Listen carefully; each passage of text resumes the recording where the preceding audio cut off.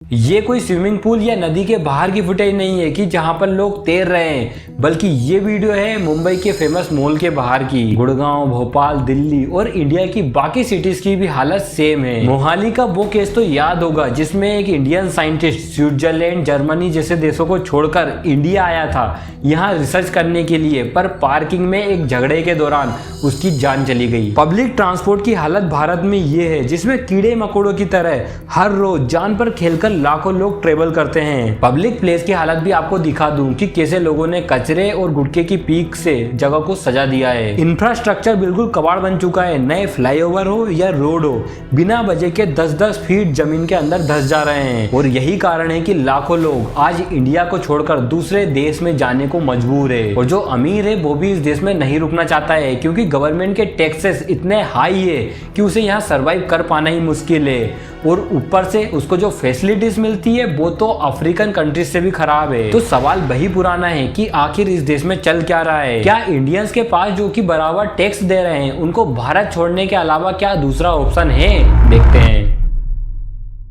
आप इंडिया के किसी भी बड़ी सिटीज में चले जाओ, चाहे हैदराबाद हो, मुंबई हो, चेन्नई हो या फिर पुणे ही क्यों ना हो, सब जगह सेम प्रॉब्लम है। इंफ्रास्ट्रक्चर कोलैप्स कर जा रहा है। एयर पोल्यूशन इतना ज्यादा हो गया है कि सांस लेना भी खतरे से खाली नहीं है। और ट्रैफिक ओवर क्राउडिंग की समस्या तो अपनी जगह बनी हुई है। आप मुंबई का ये वीडियो देखो, अब स्विट्जरलैंड का कोई भी रैंडम स्ट्रीट वीडियो देखो, अब आपको एक बात तो क्लियर हो जाएगी कि हम अभी रेस में कितने ज्यादा पीछे हैं। सिर्फ गवर्नमेंट के बेसिस पर ही प्रॉब्लम नहीं है, बल्कि हमारी मेंटेलिटी भी ऐसी बन गई है कि हमने हमारे देश को ऐसा बना दिया है। और ऐसा भी नहीं है कि गवर्नमेंट के पास प्रॉपर पैसे नहीं है कि ये सब अचीव ना कर सके, क्योंकि गवर्नमेंट के पास टैक्स के रूप में बहुत सारा पैसा आता है। क्योंकि मिडिल क्लास बंदा अपनी पूरी लाइफ में कई सारे टैक्सेस देता है, जिनमें इनकम टैक्स हो गया, जीएसटी हो गया, सर्विस टैक्स हो गया, कस्टम ड्यूटी हो गया। इतने सारे टैक्सेस उसको भरने पड़ते हैं और रिटर्न में उसको क्या मिलता है? तो ये टूटी सड़कें, पानी जो पीने लायक नहीं है, और रोड्स पर गड्ढे तो इतने सारे हो गए हैं कि मानो हम अर्थ पर नहीं है। हमको ऐसा फील होता है कि हम चंद्रमा पर आ गए हैं। इलेक्ट्रिसिटी बहुत ज्यादा महंगी हो गई है और ऊपर से हेल्थ केयर और एजुकेशन तो बहुत ज्यादा एक्सपेंसिव हो गए हैं इंडिया में। आप एक चीज समझो कि लोग टैक्स भरने से परेशान नहीं है, बल्कि वो परेशान इस बात से है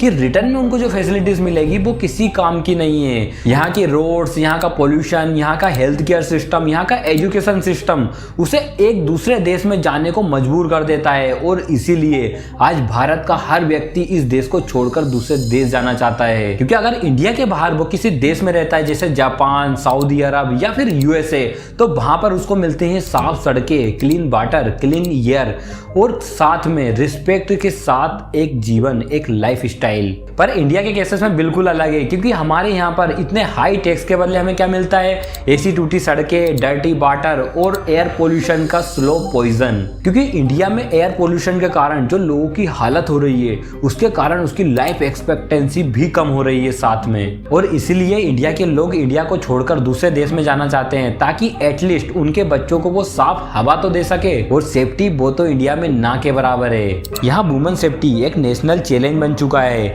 night life practically non existence हो चुकी है। और फ्रीडम से ज्यादा तो लोगों का माइंडसेट सर्वाइवल वाला बन चुका है। तो क्या इंडिया में सब कुछ खराब ही खराब है? तो नहीं, क्योंकि हम कई सेक्टर्स में रैपिडली ग्रोथ कर रहे हैं। इंडिया इकोनॉमिकली स्ट्रॉन्ग बन रहा है, नो डाउट, पर हम कई सेक्टर्स में अभी भी वीक है, जिस पर गवर्नमेंट को स्ट्रांगली एक्शन लेने की जरूरत है। ग्राउंड लेवल पर रियली इंप्रूवमेंट दिखे, ऐसा काम गवर्नमेंट को करना चाहिए। और हमें कोई भी काम टालने की बजाय उसका प्रॉपर सोल्यूशन ढूंढने का अप्रोच अपनाना चाहिए। करप्शन को कम करने के लिए स्ट्रॉन्ग प्रोविजंस बनाए और उनका स्ट्रॉन्ग तरीके से फॉलो हो, ये इंश्योर करे। साथ ही में लोगों के लिए भी ऐसे लॉज बनाए ताकि वो डिसिप्लिन से कोई भी काम को करे, पूरी ईमानदारी से। क्योंकि इंडिया में सिविक सेंस की हालत तो आपको पता ही है। क्योंकि लोगों को भी ये समझना चाहिए कि जब तक हम नहीं सुधरेंगे तब तक देश नहीं सुधरेगा। क्योंकि ये देश सिर्फ गवर्नमेंट का नहीं है, सिर्फ उनकी रिस्पॉन्सिबिलिटी नहीं है, बल्कि ये देश हमारा भी है, हमारी भी उतनी रिस्पॉन्सिबिलिटी है।